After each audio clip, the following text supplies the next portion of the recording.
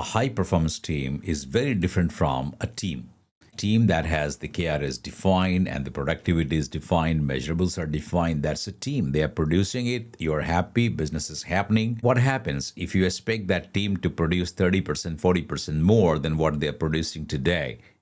It's not possible for them to do that. If you have just the team, if you have not done the groundwork for elevating them to a high performance team, it is just not possible. And if you assign them 30 if you assign them 30% or 40% higher goal, they will just feel irritated. In fact, you said 30%, 40% higher goal the next fiscal year. With the team that has met the goals, the team will be under immense stress of how to do and what to do. They would just feel that you are just increasing the targets and the goals for the team, and that will not work. Many of them might have the pressure fatigue and might leave sometime. If you are expecting 30 to 40% higher results, you need to put 30 to 40% more efforts than what you are putting today. So, how is that possible to create a team that can perform 30, 40% higher than today? The first thing is that put that team together, ask them to brainstorm and understand their ideas of how things can be possible. While doing that, you are able to create a purpose and you are able to create a shared purpose and you are able to create a purpose and the vision and the goal that team feels it is important. And when you let them do that, you will find that 30 to 40% higher goal is not a big deal for any team, because what you have to focus on is a shift, the shift from the talent which they have shown, shift to the potential which they still have, and there's a never dearth of potential in any team. The first important thing that you have to do if you want to build a high performance team, and if you and you always have to build a high performance team because your goals are increasing every year, so you have to build a high performance team. How is it possible to build a high performance team? One of the most important aspect is your ability to bring team together, get them to sit together and brainstorm. Your team knows the business better than you do. Your team understands the pain areas better than you do. Your team understands the customer better than you do. Your team understands the business nuances than you do.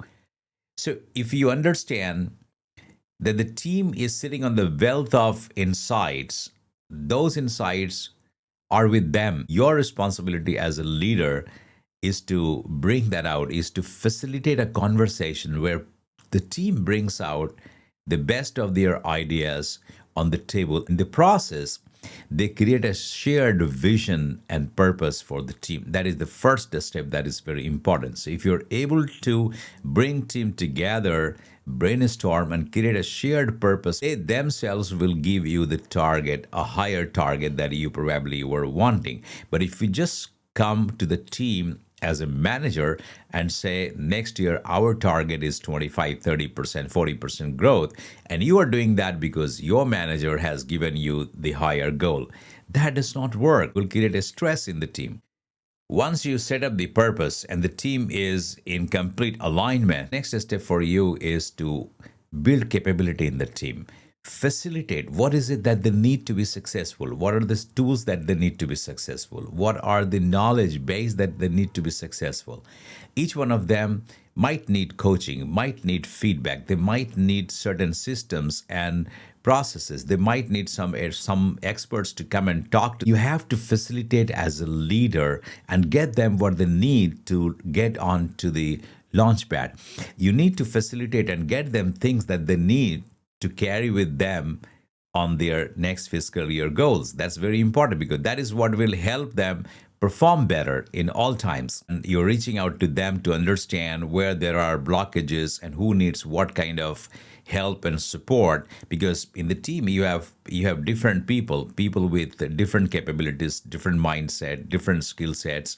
Your responsibility as a leader is to facilitate and bring out the best so that their expertise and talent complements each other. They don't become hindrance to each other. Rather, they bring on the table the best of their talent, and all together you see the talent of that team, the potential of the team. And that is what you need to facilitate. Once that has come, there's no conflict within the team. They know that This person is expert on project management, the other person is expert on thinking, strategic thinking, the other person is expert on something else.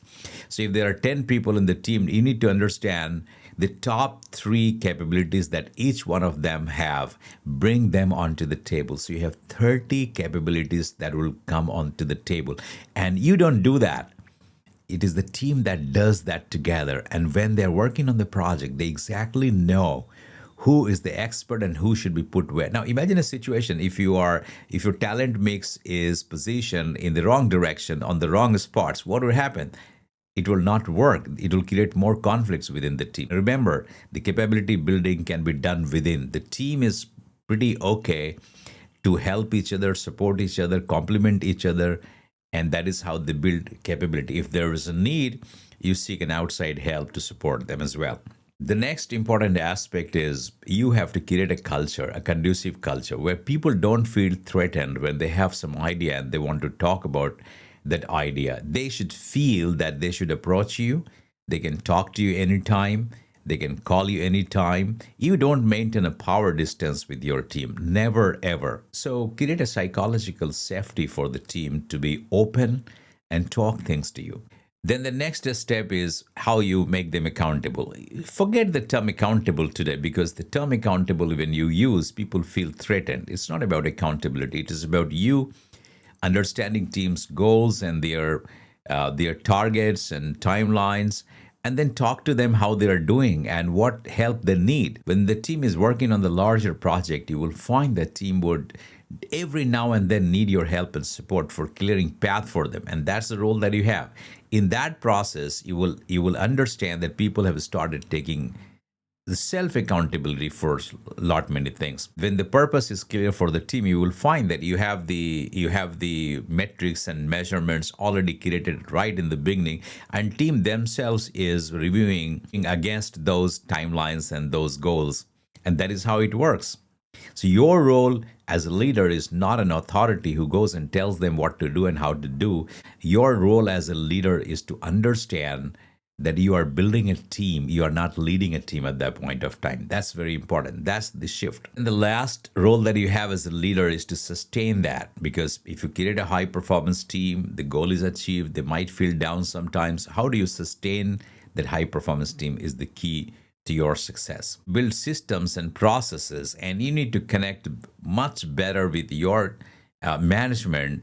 And in advance, you have to know where the team is heading and when the team would slow down and how you'll bring the next targets and goals for them. So you have to bring business for them. It is just like it's a family, and you are getting them the next goals to them. You're going out to the marketplace and you're bringing something for them and sharing it with them, that hey, this is the opportunity that we have ahead. So as you start bringing opportunities to the team knows that their future is safe and they have the higher targets to achieve in the future. That's what I think is important for building high performance team and sustaining high performance team. Please share your thoughts and comments and subscribe to our YouTube channel.